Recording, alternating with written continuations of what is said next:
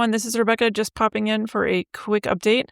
Wanted to let you know we got halfway through that mini-series. I am going to take a brief break, run a couple of other episodes until we get to the other half of it. I promise it is coming.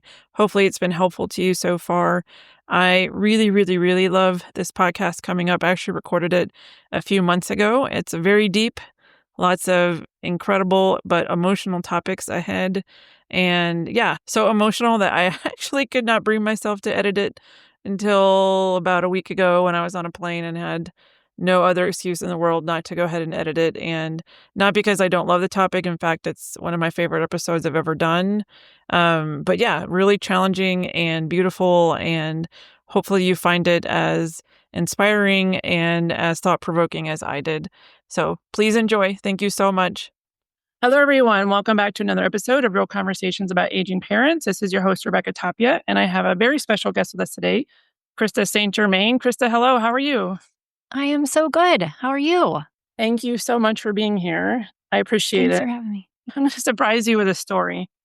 And for anybody that's listening, I don't really do like prep calls with anybody for the purpose of our conversation being organic and authentic. And so I got to tell you something. And my kids would say I'm glazing you. I don't know if you have heard that term, but that means like... I am not that hip.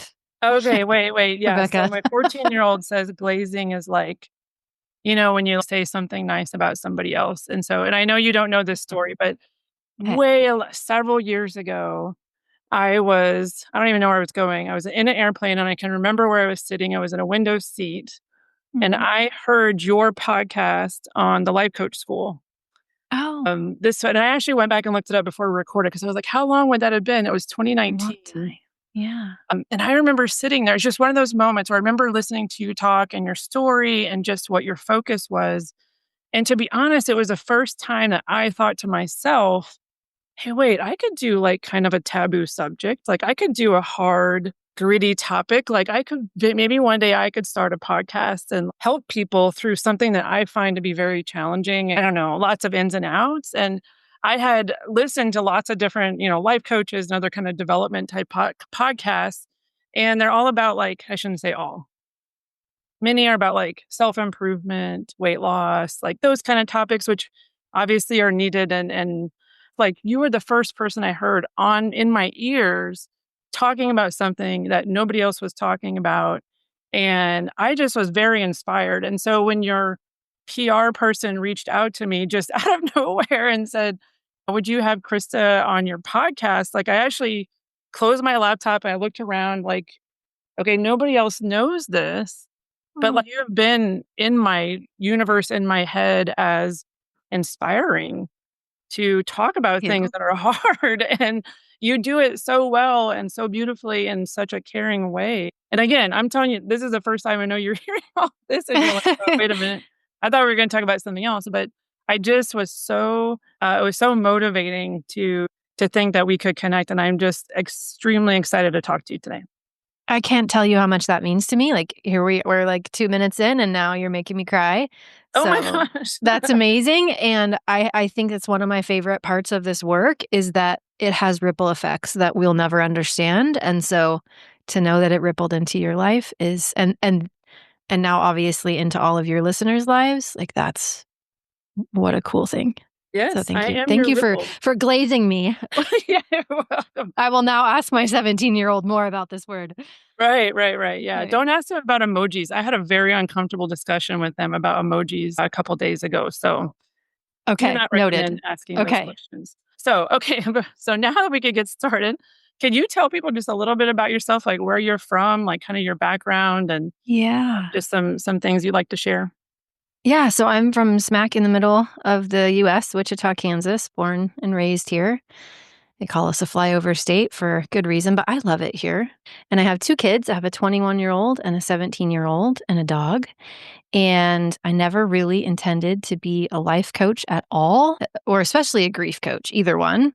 But it just kind of happened through the school of hard knocks. I was 40, kind of got remarried, second marriage, proof that amazing humans do exist, as my first marriage kind of went down in flames, as sometimes they do. And he and I were traveling back from a trip that we had taken. We had driven separately, and he had a flat tire on his car, or I had a flat tire on my car, sorry.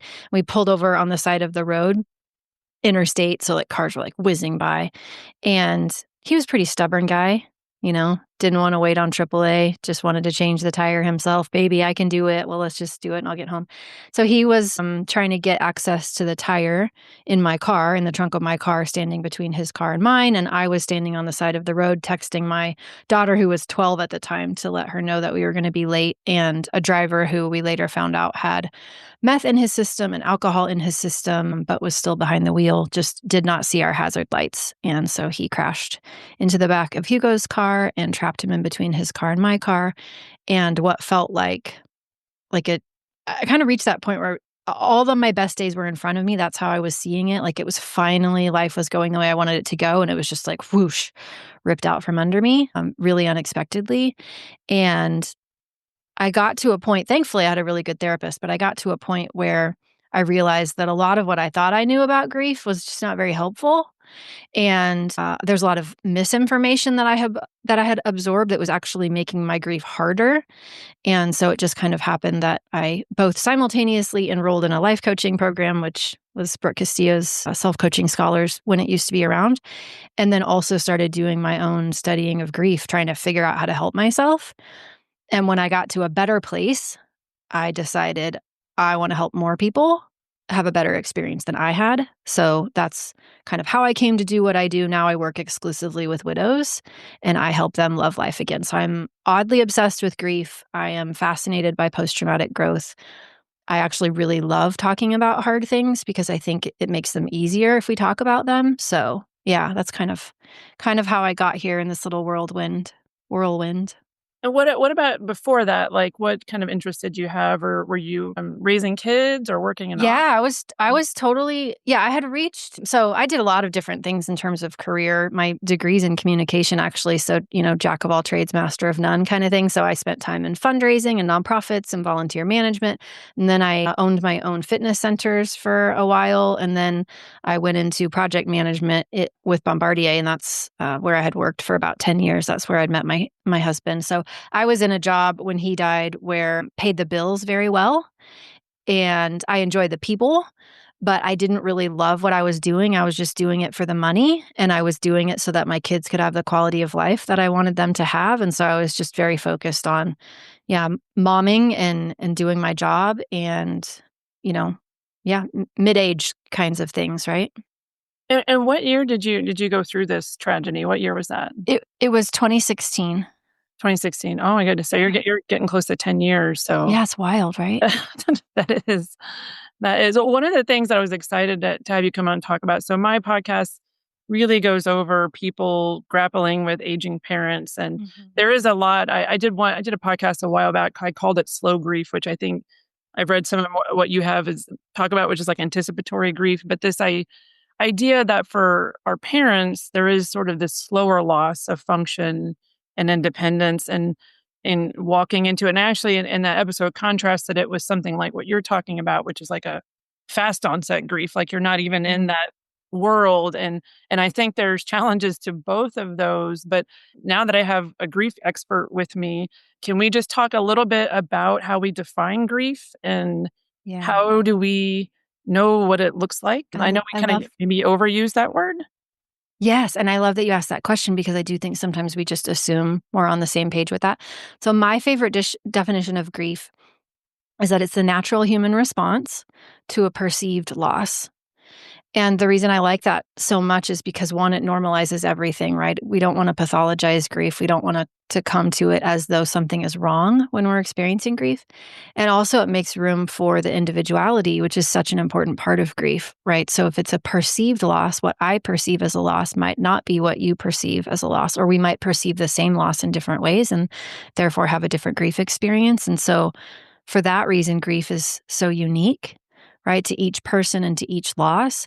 And I also like to think of grief as kind of an umbrella term for all the thoughts and feelings that we have. Sometimes people think about grief as just an emotion, or, they will think about it as it relates to death or just loss. And so they will assume that within grief is only something they would classify as undesirable or negative. But grief really can include joy. It can include relief. It can include a lot of things that we might label as desirable. And I think that's an important part of the definition too. And I want to talk just a little bit. I guess the first thing that comes to mind with grief is a reaction to somebody passing away. But Mhm. when we kind of zoom out a little bit bigger, especially in the topics that we talk about on this podcast, it's some grief is when somebody just needs more time and attention. Like whatever, I always talk about like the zero sum game of your life. And if you have a Mm. aging parent who's suddenly in the hospital or has a new disability, there's some movement away from that life that you had, and it might even be subtle, it might even be nobody else notices but you used to have this 30 minutes to do this one thing per week, and now instead you're, taking somebody to the doctor, so I would assume grief can be as little or as big, right, as or Yes. I guess, how do you think about that? Yeah, no, I think about it a lot like that. So we expected something to go one way and it went another, and that feels like a loss to us. And so sometimes that feels very little and sometimes it feels overwhelmingly big. And it's a range, right? And that's why the individual perception matters so much. And that's why we want to stay away from comparison because, somebody might hear my story and think, well, wow, that's real grief, right? That's really awful. But, I'm just dealing with this other thing that they might classify as little, but it's not, it doesn't matter, right? It's how is it impacting you? Does it feel like a loss to you? If so, it needs care and attention. Can you talk about just some of the I think there's some cultural differences, and I'm sure that you've worked with enough people in the last almost 10 years to really pick up on how cultural norms or traditions like kind of mold somebody's perception of grief or moving through grief. Do you have any thoughts on Mhm. that? Yeah, specifically as it relates to bereavement, probably. So, bereavement when someone actually dies, you see a lot of cultural differences in how people approach bereavement. Some cultures, for instance, in Judaism, there's very specific ways of doing things that are standardly done and followed, right?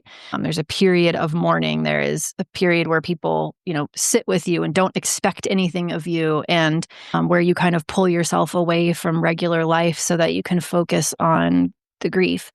And then there are cultures that kind of disregard it completely and don't want to talk about it at all, right? So you've got a full mix, and I think knowing what you learned about grief growing up and what you saw role modeled to you, how your culture, your faith tradition, your family dealt with it can be a valuable part of understanding why you're inclined to handle it in particular ways or why, you might need more support than maybe you're used to getting because the differences are so vast.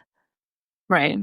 Well, I'm thinking in terms of aging parents, one of the things that's come up a couple of times is somebody's sort of trying to project out in the future, which can be dangerous. And kind of like I already mentioned, the more you project on that what that future is, and if you lose it, there's just an automatic loss because you've sort of already thought through what you think is going to happen. But with parents, there's a lot of back and forth about okay, if they're both alive currently, once one passes, like how do we support the other parent, like, and which one is kind of like this, like, which one's gonna go first and how, and I know that sounds really morbid, but, like, that's part of this, strategy session of looking at different health conditions and prognosis, and then saying there's a lot of angst for people about what if like, the game plan, what if he dies first? And then Mhm. what's gonna happen with her? What if she dies first? What's gonna happen with him?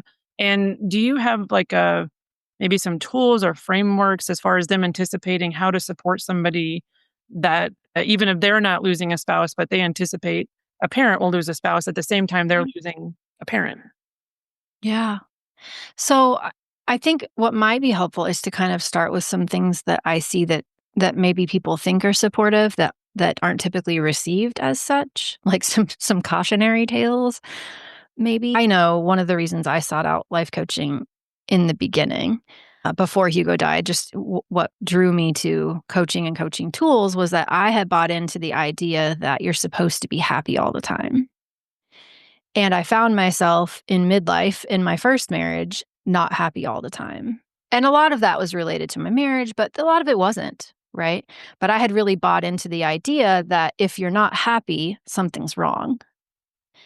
And this same thing, shows up in grief when if we have bought the idea that we're supposed to be happy all the time, and then we see someone else or ourselves or both in this case, right, who is not happy, we can experience what we call a righting reflex, which is where we want to right, quote unquote, right the wrong. We want to fix the sadness and turn it into happiness. And so then we start trying to find the silver lining. We start telling people they should be grateful and at least they're not in pain anymore and they lived a really long, happy life and they would want us to be happy. And we start saying things that minimize what the person is feeling with the intention of doing what we have learned is the right thing to do, but which is actually not very helpful, which is to cheer them up. And so what most people want when they have experienced a loss is they want their pain to be witnessed. They actually don't want to be cheered up, right? They want somebody to come along beside them and say, yes, this sucks. This is hard. I'm with you. I'm here. Not you're young, you'll find someone new, or, at least they lived a full life, you know. And so if we can remember that we are kind of marinating in this soup of be happy all the time. And that's not really a helpful approach in grief. What is helpful is presence and witnessing. And so we want to be able to do that for ourselves, right? If we're the one who's lost a parent, we want to be able to do that for ourselves and not try to talk ourselves into feeling happy. Now we can feel happy, but let's let it be alongside sadness. Let's let it be a both and, right? Maybe partly we do feel relieved that they're no longer suffering and we notice that relief. And also we feel sad. Right. And then the same thing with the parent who's then lost their spouse, which is, yeah, maybe they're also partly feeling relief, but we don't want to talk them out of their sadness. We don't want to try to make them feel better. We just want to acknowledge how they are feeling and be there with them as they feel it. That's what I find to be the most helpful thing. Can we like rehabilitate some phrases that are commonly said like I'm sorry for your loss? Like, can we kind of rate these like neutral, helpful, not helpful? I mean, part of it, the problem is that it is so individually received, right? To one person, I'm sorry for your loss that might feel good to them. And to another person, they might be instantly filled with rage. Like we just Right. have no idea, you know. So I think we need to let ourselves off the hook a little bit and show ourselves some grace and acknowledge the intention behind what we're saying. Right. So, can the intention be to connect? Can the intention be to support? Can the intention not be to minimize or to find a silver lining or to cheerlead? And when we're saying it from that place, even the same words will come out in better ways. And that makes me think of just our general discomfort with being quiet. Because Mm. as you're sitting with somebody who's crying, it is really hard. Like you said, like you have this instinct to, as if they're hurting and you want to go get an ice pack or something. And it's like, Yeah. I feel inactive, you know? And so, can you talk a little bit about filling that kind of pregnant space with Mhm. just some strategies for the person that's maybe trying to assist or be helpful? Like, because I find my mind spinning and I have to be very intentional to bring this back to like just holding space, but Mhm. it's effortful. It's weird for me, you know? No, I think it's weird for a lot of us, right? Again, because we've bought into the idea that you're supposed to not be experiencing this or that it should be short-lived or something, and so we see it as a problem so that it's awkward when we can't fix it. And as much as people might not like this answer, I do think a huge part of the answer is we just have to let ourselves be uncomfortable. Like, we just have to normalize, "Of course I'm uncomfortable. I see them in pain. I have a part of me that wants to fix that, and, this other part of me that knows that they are not broken and they don't need fixing, and I can just let myself be uncomfortable and silent if that's what feels most appropriate." And that it really is helpful just to be present for someone, and it doesn't Right. feel good. And if I had a magic way of taking away that discomfort, I would, but I don't. And how can you talk a little bit about just sort of time frames? Like, I feel like when you're with somebody who's grieving, it just feels really heavy all of a sudden. And I know that it sort of changes over time, but I'm assuming if you're trying to support, especially a parent who there's a lot would happen right after this, right? There's legal issues, maybe financial or even like where is the other parent going to live? But as you look at the longevity of grief, like, how does it tend to, or is there, maybe it's just too unpredictable, but sort of like integrate over time? Like how, Mhm. I guess, day one, week one, month one, year one. Yeah. At the risk of implying that there is any sort of standard or formula, because there isn't. I will say that most people go through an experience that we kind of label as acute grief, right? Where everything is really intense and the emotional roller coaster is wild. There might be intense periods of numbness. There might be grief fog, right? Where everything is off. Hormonally, you're off. You're not sleeping as well. So your ability to use the highest part of your brain is greatly diminished. It's kind of like, when your computer gives you that little buffering wheel and it just like spins. It's a lot like that. So you might find that they are forgetful, that things that they would have ordinarily remembered to do, they don't. You might find them repeating themselves. You might find that they are dropsy, right? Like struggle to hold on to things. There's some really unique ways that acute grief happens for people. You might find that they're crying a lot or not crying at all. You might find that they're laughing randomly. Things that would seem out of character for them are often very normal in grief. And then in our culture, and by that I mean, I'm in the US, so what typically happens is there's some sort of service. Right, there's the initial processing of whatever paperwork has to be done and decisions need to be made. Casseroles are brought over, right? And then people kind of go who aren't directly impacted by the loss kind of tend to go back to their normal lives. And the person who has experienced the loss or the family usually looks like they're doing okay. So, and people are very uncomfortable with the idea that they might stir something up if they bring it up. So, as long as Right. somebody's looking okay, we tend to act like they are okay and then stop asking them how they're doing and stop checking on them. And then that can be a period of great loneliness and dismay, right? When you are still grappling with what has felt like a life-changing loss to you and the world goes back to being normal, it's very weird. Right? So that's often a time where people could use more support, but they won't ask for it, and we might not be inclined to give it because we're worried about upsetting them. And then over time, and I don't wanna say that time heals. I used to say time, doesn't do anything but sit there, like time is just something we made up. Anyway, it's a little more nuanced than that, right? Especially when you're thinking about a parent who has lost a spouse, right? When we pair bond as humans, our identities overlap, right? Our it is if you can imagine never really knowing with any great certainty where your partner was or when you would see them again, you would be in a perpetual state of hypervigilance and anxiety, right? So thankfully, our brain has a way of, with relative certainty until they die, knowing based on past experience when we will see them again, where they are, like what's going on, right? So we can relax. It has had enough exposures to the way that life is with them that it can do that. And so once they die, that is an important thing that has to happen in the brain. The brain has to relearn through exposure, which happens over time, the new reality so that it can update its ability to make accurate predictions. And for the person experiencing the grief, this can be a really weird feeling because you will intellectually know that they died, but your brain is still acting like they will come back or should be there. And so the garage door raises and you think it's them, right? Something happens and you pick up your phone to call them. It's your brain keeps telling you they should be there, and then reality keeps showing you that they're not, and that dissonance that creates can make you feel a little. If you don't know that it's gonna happen, it can make you doubt your well-being, right? And some people call this denial, but that's not really what it is. You know it happened. It's just that your brain hasn't had enough exposures to the new reality to start making accurate predictions, and so everything feels off.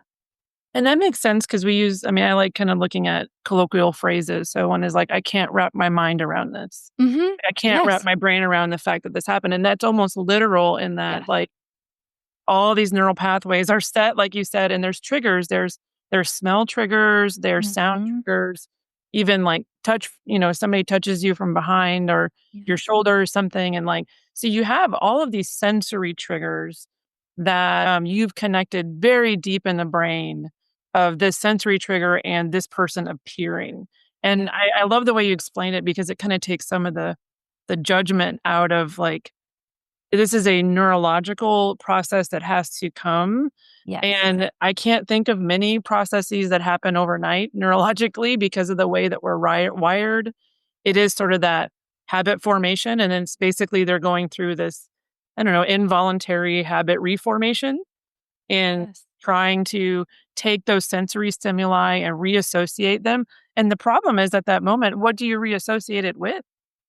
Right? It's not like usually in these situations, somebody just slips right in and sort of Mhm. takes on all those sensory roles, and so you're still gonna have, like you said, the garage door or, the refrigerator opening or something, and maybe there's somebody else in the house, but it's like, it's not a one for one, and it's kind of a double loss, right? It's not just a replacement, it's an absence, and it's that And absence that must be very deeply, like, yes. distressing to somebody. Yes, and in order to meet our attachment needs, right, our brain is like our whole system's kind of motivating us to find them. Even though intellectually we know they died, there is Right. still this like, don't give up. That's where yearning comes from, right? Like find them. That's why we might be sensitive to hearing their voice or thinking we heard their name or thinking we heard their voice in a crowd, right? Because part of us is still looking for them. So yeah, it can be a very challenging experience. And then there are all the secondary losses. And I didn't have language for that, and I think a lot of people don't, right? So the primary loss is that they died, and then all of the secondary losses are all the things that feel like losses that wouldn't have happened if they were still alive, but now feel like losses because they died. So it might be I'm going to the grocery store and now I'm walking down the aisle of where their favorite food was. And I'm realizing that I don't need to buy that food anymore. Or, I'm trying to cook for one. Or it's, the next grandchild is born and they're not there for that. And they would have been there for that. And that, it's like all these little unique griefs that need to be treated as such that we really can't predict because, they're just going to happen as they happen. And sometimes people will judge themselves harshly for that or judge other people harshly for that and tell themselves they're falling backward in their grief as though there is such a thing, which there isn't, right? When really it's just no, this is just a new aspect of grief. It's just a new secondary loss. Oh, sorry, I don't know, just pause for a second. Could you go back? You were just about one sentence. Oh yeah, so I said yeah, sometimes people will judge themselves because they think something's wrong when in reality it's just a new secondary loss that they're dealing with and they need to be kind to themselves as they deal with it. And how do you figure in even just, like, very pragmatic losses? Like, if that person had an income that was kind of making things work or they had a skill. I think about this with my husband, there's things he does around the house that I could never don't wanna learn right now, and I wouldn't even know to check on or, like, I mean, I imagine the pragmatic stuff takes a little bit more time to kind of hit, but that to me, like, I was talking to somebody the other day that lost somebody, and they didn't realize it till tax season.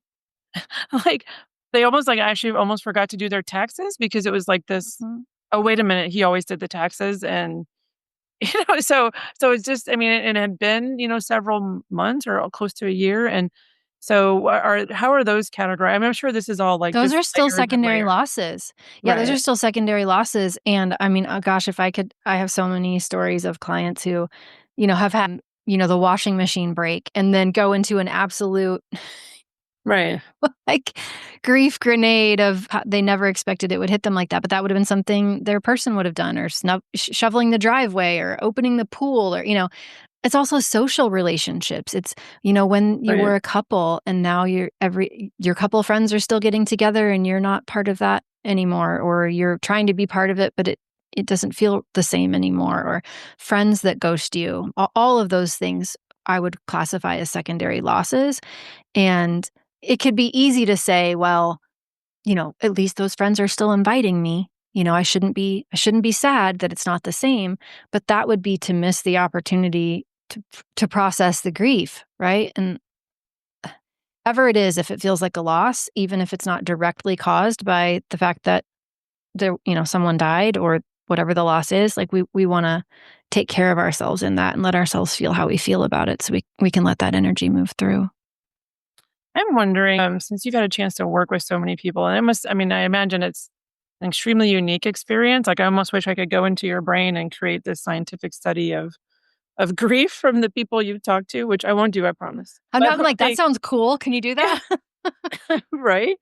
But I'm wondering, like, if you had to roughly look at percentages of those that are sort of, I don't know, maybe the word is like sensory seeking. Like, I want to see images of that person or that person's voice or things that remind me of them or things that smell like them versus like sensory aversions. Like, I Hmm. can't like hear, see, smell things that remind me of them. Or maybe that's the same person, but at different stages of the grief. Like, maybe it That's what starts as I an aversion and then later becomes like, because I'm really interested, because again, that kind of goes back to those neural connections, like, and whether that represents to you something comforting or something distressing.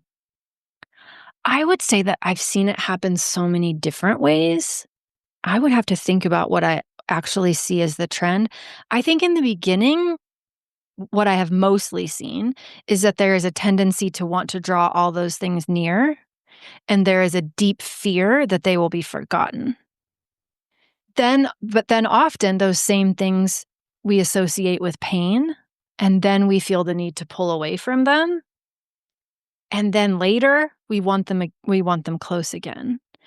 So that is purely anecdotal, but that tends to be probably that's what's coming to mind as kind of the most common thing. I actually, and I'll share it with your audience, but I created a journal called Memories That Matter because I had such a fear that I would forget things about him. And of course, you can't really journal a smell or the sound, but I created this Memories That Matter journal that I just want people to have, right? It's 100 questions that you can answer about a person that you care about so that you can hold on to those memories as best you can. But yeah, Well, it's I really think that would neat. be really helpful because you could obviously fill it out while somebody's still alive, you know, like, Mhm. and if you can't answer one of them, maybe it's a good thing to go find out, or is it? Yeah. Because I think a lot of people that I interview, like, sometimes do struggle to connect with their parents at that stage, whether the parent is Mhm. cognitively impaired or just like really distant or, other medical stuff going on. And so I'm always looking for ways for non-medicalized connections of, Mhm. "Tell me about the time, tell me about the time." Because Yeah. even in patients, well, not with advanced dementias, but usually with mild to moderate dementias can still do long-term memory fairly well, especially compared to, like, more short-term things. So they don't know they had Mhm. for breakfast, but they can tell you about your first day of school or something Or like sit that. down and play that song they played on the piano in middle school. Yeah. Yeah. Yeah, and the journal that I created is a little bit more about, memories that you have as opposed to things you would ask, but there's so many great conversation tools and people who have created products, exactly for that reason before someone passes. I wanted to ask you about some of the things I think people have some friction about, and you already mentioned it, but I wanted to circle back to bringing somebody up, whether it's a week later or a month later or a year later. And I think there's a lot of mental drama about wanting to do the right thing and not stepping into, whatever you're having a nice dinner out with your friends and then you bring something up about their partner or their parent. Are there any like tips or tricks on how do you read the audience and bring it up in a way that's productive? Or I also think I'm not trusting that person to redirect me.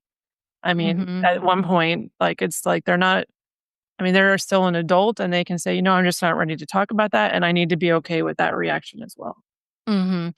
I don't know that there's a perfect way to say it or a perfect way to do it. Again, just gotta extend ourselves lots of grace and compassion, and sometimes it will land and sometimes it won't. But I would say by and large, most people who are, outside of the situation are worried and hesitant to bring up the person in the situation is usually wishing people would bring up the person. And so I think if we could worry less about bringing it up and just put it out there a little bit more, it's a funny story, it's a memory, you know, it's so disheartening when that person meant so much to you and no one's talking about them anymore and it feels like they have been forgotten. And it's so refreshing when you are reminded that they didn't forget, that other people are remembering too.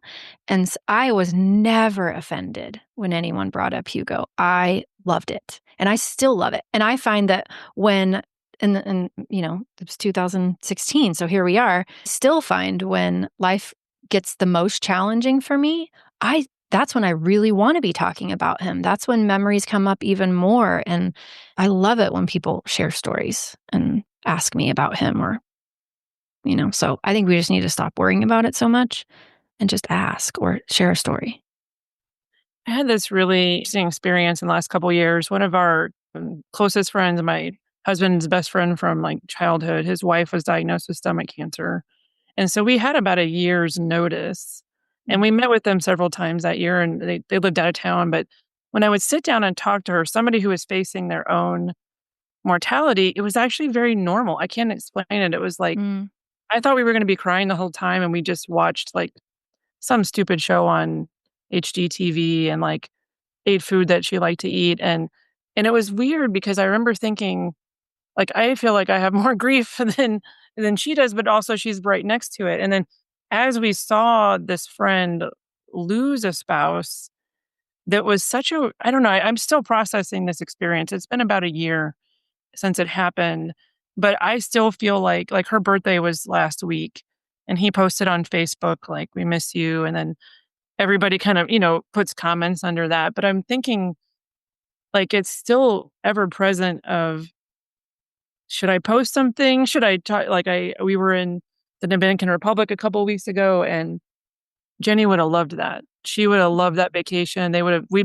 had vacation with them before, and I thought about texting him like, "Oh my god, Jenny would have loved this sunset." And I thought, "Oh my god, now what if I say something and it's sensitive?" And I'm actually, now that you're saying that, I'm gonna text him when we're done talking here because I had this reservation of then there's gonna be maybe some uncomfortable discussion, or maybe he'll say, mhm, "Why didn't you invite me and my son?" Which actually is a good question, because mm, I had to think of that myself, right? mhm. Because Yeah, it kinda changed the way that like, automatically without even thinking about it, that we didn't yeah. kind of extend that, "Hey, we're gonna go here," because we would usually tell them when we were gonna go somewhere, and honest to God, we just didn't. And it wasn't, intentional, it was just we didn't tell them, and so, Mhm. even though we had spent the previous spring break with them, so, anyway, I just appreciate you bringing that up because it's something I'm personally Yeah. it feels awkward, and I don't like that it feels awkward because she wasn't awkward, like, at all, she was very kind and warm and Mhm. But, yeah, it's just sometimes just awkwardness is just part of being human. Like, we can not like it, but we also don't have to be mad about it that we feel that way, Just like, yeah, right. it's the part where I feel awkward. I've never been here before. I've never dealt with this thing exactly before. And okay, but what is it that feels like, the next right thing for me to do? And usually, you know, it's like if we see somebody from the outside and we think, "Oh, they look quote unquote fine, so they must not be thinking about it." When it comes to spousal loss or like significantly someone close to you, they're thinking about it all the time. They just think nobody else notices that they're thinking about it. They think nobody else is thinking about it. And so if they're thinking about it all the time and you show them you're thinking about it, that's actually quite refreshing usually. Like, "Oh, they didn't forget." So, I wanna dive deeper into something very uncomfortable, which is what I prefer, that's why I admire your topic so much, which is very deep down, one of the things I'm afraid for oh my god, I'm gonna cry. Sorry. You already made me cry once, so Okay. I'm afraid he's gonna text me back that he's with somebody else, mm, yeah. which he should be because he's 42, and he has a kid. Yeah, but part of you has some feelings about that. Yeah. And so I imagine people go that through that with their parents, like, depending on their age, like, when they lose their spouse, it's like going through that and all of that worry of, introducing somebody else. Now, my parents are divorced, so there's a shade of that in my life with new people, but it's not the same as a family unit and then a partner passing and then just that whole process of like reintegrating. So what are your thoughts or insights on that? I mean, I just think it can be so hard. And, what I see sometimes is that instead of just letting it be hard, right, we'll make ourselves wrong for that. What's wrong with me? Why wouldn't I just want them to be happy? He's young, he deserves it. And we wouldn't give the part of us that has some feelings about it some attention. And I see that as just an opportunity, right? To just go inside and be like, "Oh, I wonder why this bothers me so much." Not that it shouldn't bother me, but I wonder why it does. What does this part of me that is upset about this idea need? What does it need from me? What does it want to tell me? What does it need to hear? And then we can just listen and learn something. And then we take better care of ourselves. Obviously, it's not about them dating or being with someone else or not. It's something we've got going on inside of us, but then we can care for it, right? Or get support so that we can care for it. And then as far as, like, do you have any tips or insights into adapting? Like, once if there is an aging parent who brings somebody new into the picture, like, that has Mhm. I guess depending on maybe the timing or proximity to it, but, Mm. what are your thoughts about that?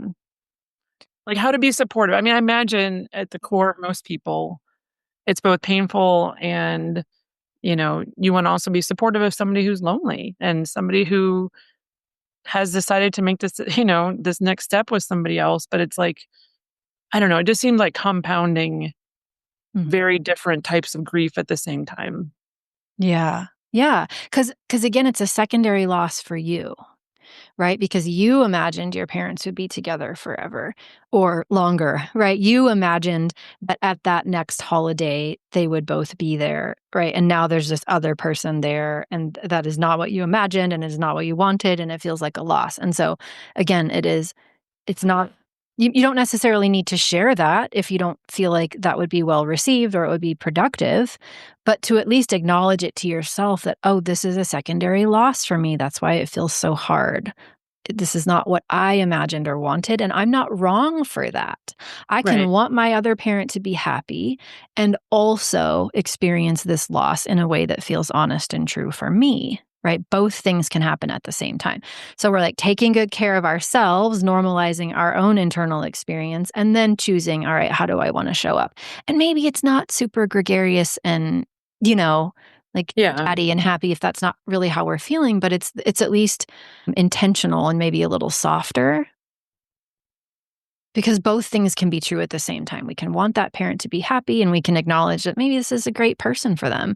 And also a part of me is really sad about it.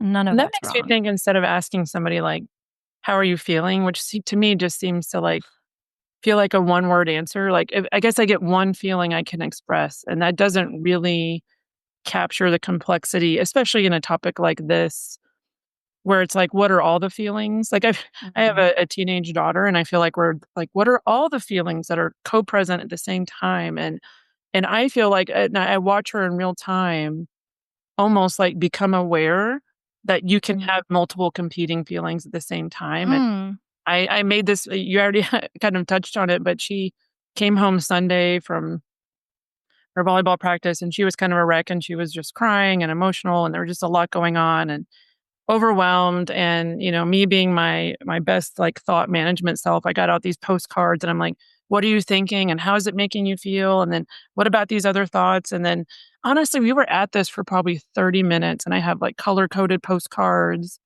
and she's like, can you just give me a hug?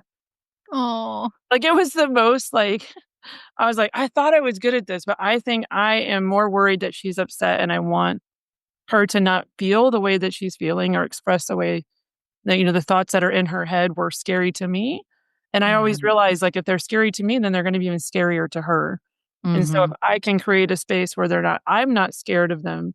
And I don't think in reality I am. It was just that day I was like, my husband went out of town, and I was like, "Oh, we can't have an emotional 14-year-old, like, we're gonna have to do this." And I remember thinking like, what a again, and I've learned this in my life over and over again, what an interesting choice of tools that I show up with. And honestly, after she ate dinner and took a shower and read her book like she was fine, you Mhm. know? And so I think about that, like, this kind of overworking sometimes of, you know, maybe we have too many tools, and the point is just to, like you said, acknowledge and witness Mm. and say, "I'm really sorry this happened." You know? Yeah. And sometimes it's knowing the right the right tool for the job, you know? I'm a big fan of tapping, and I do it a lot. And, so knowing when I can this is me speaking about myself personally, knowing when I need a cognitive tool versus knowing when I need a body-based tool is really important for me to know the difference, because sometimes a cognitive tool is really not that helpful or not that accessible. And sometimes what I really need is something that creates calm in my nervous system and reminds me that I'm safe, right? Or helps emotion flow through. Sometimes I just need a walk. I need to let my eyes go back and forth across the side of the street, right? And to get out in nature. And so if we have lots of different things that we find to be helpful, and then we can kind of start figuring out, okay, what is the most helpful thing for me right now? Sometimes it will be some tools and sometimes it will be others. But it comes from and I now no longer think of it as a problem I'm trying to fix. I come at it from the lens with myself and with my kids too, of what is the way that I can support, right? Like, how can I support myself through this experience instead of how can I fix it or change it or make it go away? And I find that helps too. There's one more word I wanted us to talk about, and it's come up a couple of times already. And I have seen a lot of patients, and I've worked with so many patients and families, and I believe, especially because I work with a lot of people with pretty severe disabilities, Mhm. that when they pass, that there is a fear to feel relief. That's the word I want to talk about. Mm. And it's almost like you can't hold both grief and relief at the same time, or if there is relief, we don't want to talk about it, or I would feel guilty for feeling some sense of, I don't know. It's almost like a not forbidden, but almost suspended emotion that you kind of access every once in a while. And you might have a thought that's like, well, I'm glad they're not in this ICU, or I'm glad they don't have these bed sores anymore. I'm glad they don't have this. But I see people actually really actively struggle around, like, grieving, yes, and then keeping that as what people see versus the complexity of what I would imagine. And I'm very open about this. I'd be extremely relieved, right? Like I have, Mhm. and I don't mean this in a super morbid, I don't want people to die unnecessarily, but I have always felt like, from my clinical standpoint, I have seen fates worse than death in my life by far, a lot of experience with that. And at least for myself, and obviously I can't make that decision for other people, but there are conditions in which I would not want to continue. Mhm. Um, and so if somebody does pass away, it's like, "Oh my gosh, I'm so glad they're not suspended in this suffering." And I know we say things like, "Oh, they're resting now and they're not suffering," but as an individual, if that individual was, expending resources, time or money or their home or whatever it is for somebody, and then when they pass, then it's like, am I allowed to Yeah. lean into all the things that come up? Yeah, I see it all the time. And when you think about an aging parent, right, especially like maybe you've been the one caretaking and your whole life is, a huge part of your life is devoted to taking care of your aging parents, and then one or more of them dies and you feel relief. And it's not the relief that's the problem, it's the judgment that we have about the relief that's the problem. Right? It's what we make the relief mean. I didn't love them enough. I wasn't a good daughter, son, right? Like, I wasn't grateful. I don't we just have these judgments, and that's the problem, but relief is very common. And why wouldn't it be? We're humans, right? Like, Right. why wouldn't it be? It makes so much sense that we would experience relief. And that's not the only thing we're experiencing. It's relief and a whole bunch of other feelings. But if we just decided that feelings were okay and we didn't have to judge ourselves for them, then it would get easier. And that's why, when you ask me about my definition of grief, that's why it does always feel important to me to say that grief includes lots of emotions, including relief, including joy. It's not just sadness, it's not just loneliness. And when we get that, then grief gets easier. Not easy, but it gets a lot easier. Well, It's I manageable. think that's a kind of a good place to summarize here. And I know this has been a episode with a lot of difficult topics. If we want to kind of end on hope, or some of the, like you said, some of the positive aspects of grief, which I hadn't thought about till you said that. I don't ever associate grief with these positive sides, but can you talk just a little bit more about, the hopeful side of it, or the outcomes of grief that we maybe aren't thinking Mhm. about heading, or once we're in the middle of it? Yeah. Well, I am a big fan of the idea of post-traumatic growth, not as a should, but just as an option. And the idea is essentially that no matter what we go through, we can use it to inform the choices that we make about life, right? And so some people, but before post-traumatic growth, which was developed in the mid 90s or coined in the mid 90s, people kind of thought that you would go through something traumatic and you would either dip down to a level of wellness that was less than, what you're experiencing before and stay there, or you would dip down and bounce back to where you were. But what we learned is that you can actually dip down and then not just bounce back, but you can actually bounce forward. You can bounce up so that you are reporting greater levels of life satisfaction, not in spite of what happened, but literally because of it. Not that you wish that it would have happened, right? But because given that it did happen, you use that as an opportunity to maybe check in with yourself in some key areas, to look at the choices that you're making in the life that you're living. Are you aligned with what you value, right? Are there relationships that are no longer serving you that you want to change or right size? Is your faith where you want it to be? A lot of times people will completely change faiths or their faith will deepen, but it will become more intentional. We see this in career choices, just it can be big, it can be little, but the idea is that no matter what happens, you can use that to check in with yourself. Am I living life the way that I want to live it? And death can be a really big wake-up call for people to do that. It was a huge wake-up call for me. I was like, whoa, if life can be this precious, am I doing what I want to do? Am I living the way that I want to? Is this what? Hello, wake up, And again, it's not a should. It's just an opportunity. And so then we can find that we might make some hard choices, but on the other side of those choices, we find that we're living a life that's even more of what we want it to be because of those choices. And that's pretty hopeful in my book.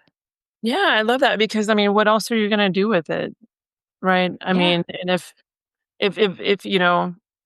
as tragic as it is, if anything good can come of it, right? It's like, Yeah, and why. it doesn't mean you wished it would happen. Like, I always give the metaphor of a tornado. Because I live in Kansas, but, a tornado knocks your house down, you're gonna need a new house. So you could rebuild a house that's close to what you have, that would be fine, there's nothing wrong with that. You could also think, "Okay, what have I learned from living in this house? What do I now know based on the fact that, I've been here for a while or that tornado happened, that I might want to include in the next evolution of the design of my house? Maybe I want more windows, maybe I want more electrical outlets," right? Doesn't mean I didn't love the old house. Doesn't mean I wish that the tornado came or that I'm grateful that it did. It just means I don't have a house now. I get to rebuild it, right? What Right. do I want next? And it's an opportunity for us to exercise agency. And Well, that's I think what you're sharing here and then just what you share with the world is so precious and so unique. And if anybody wanted to reach out to you or find out more about you or just be in touch with you, what would be the best way to do that? Yeah, so I have a podcast. It's called the Widowed Mom Podcast. Very niche, but they all things grief and post-traumatic growth, so they'd be welcome to listen to that.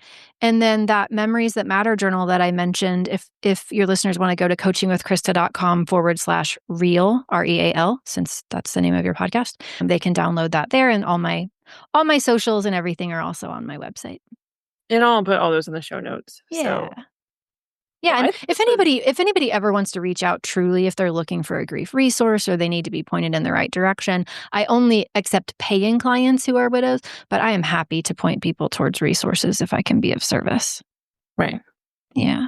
Well, this was awesome. Again, I think it was very first level that your person reached out, and I'm just so glad that you came. And I hope you'll come back someday if we want to talk about all this all over again. So, I would love to. Thank you for not telling me your story but until we got here. That was a really cool surprise. oh, good, yeah, no, Yeah. I like to do that as fun. I imagine you're the only one that will happen with, but we'll see. Well, So, I'm glad. Thank you for having me on. well, thank you so much. I appreciate you being here, and thank you so much for your time today and sharing with everybody. Hey everyone, it's Rebecca. Thank you so much for joining me today. I'd like to take just a moment to review the disclaimer. This podcast is for informational and occasional entertainment purposes only. Nothing discussed here is formal medical, legal, or financial advice. By listening to the podcast, we are not creating a patient-doctor relationship between you and myself or any of the guests. Really, it's just me and a possible guest or two, sometimes three, sitting around talking about difficult topics related to aging parents. If you have or suspect that you might have a medical problem or condition, you should seek advice from a licensed medical professional. If you have any questions or concerns, please read the full disclaimer in the show notes or contact me directly. Thank you again for joining us today. I can't wait to see you next week. Have a good day.